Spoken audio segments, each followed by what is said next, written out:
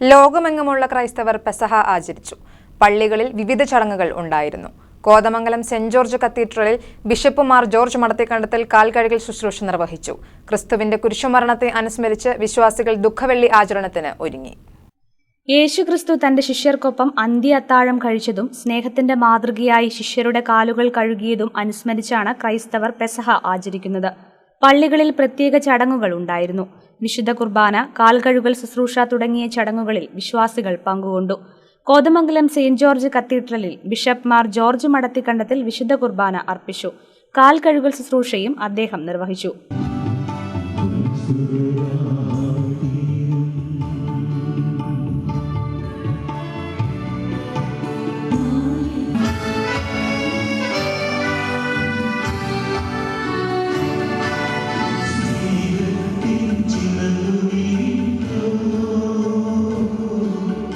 ശുശ്രൂഷ ചെയ്യാനല്ല, ശുശ്രൂഷ സ്വീകരിക്കാനാണ് പലരും ആഗ്രഹിക്കുന്നതെന്ന് ബിഷപ്പ് പ്രസംഗത്തിൽ പറഞ്ഞു.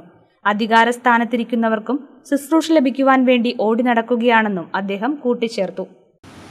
പാദങ്ങൾ കഴുകിയ ശേഷം അവരോട് പറയുകയാണ്, ഞാൻ നിങ്ങൾക്കൊരു മാതൃക നൽകുന്നു.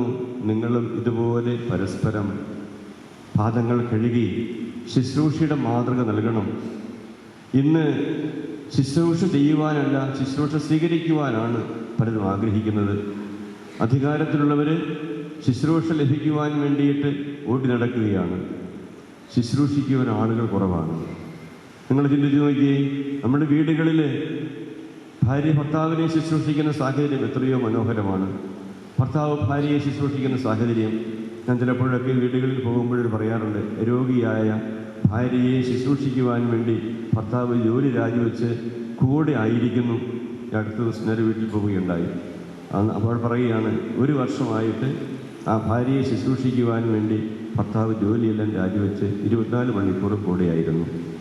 അപ്പോൾ ശുശ്രൂഷയുടെ ആ വലിയ അനുഭവത്തിലേക്ക് കടന്നു വരുമ്പോൾ അവിടെ സ്നേഹത്തിൻ്റെ അനുഭവം ഉണ്ടാകും, സമാധാനമുണ്ടാകും, സന്തോഷമുണ്ടാകും. നമ്മുടെ കുടുംബങ്ങളിലെ ഈ ശുശ്രൂഷയുടെ മനോഭാവത്തിലേക്ക് കടന്നു വരുവാൻ നമുക്ക് പരിശ്രമിക്കാം. ശിഷ്യർക്കൊപ്പം അന്ത്യ അത്താഴം കഴിച്ച ശേഷം യേശുക്രിസ്തു ഒറ്റിക്കൊടുക്കപ്പെടുകയും പിറ്റേ ദിവസം ക്രൂശിക്കപ്പെട്ടുവെന്നുമാണ് വിശ്വാസം. കുരിശുമരണം അനുസ്മരിച്ചുള്ളതാണ് ദുഃഖവെള്ളി. കുരിശിന്റെ വഴി, ഉപവാസ പ്രാർത്ഥന തുടങ്ങി വിവിധ ചടങ്ങുകൾ ഉണ്ടായിരിക്കും.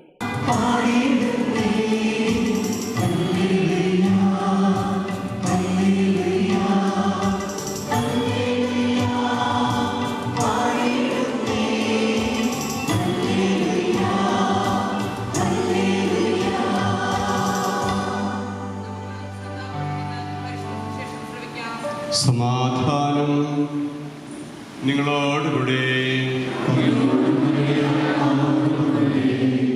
വിശുദ്ധ യോഹന്നാൻ അറിയിച്ച നമ്മുടെ കർത്താവ് ഈശോ മിശിഹായുടെ പരിശുദ്ധ സുവിശേഷം. ഈ ലോകം വിട്ട് പിതാവിന്റെ സന്നിധിയിൽ. News desk KCV news.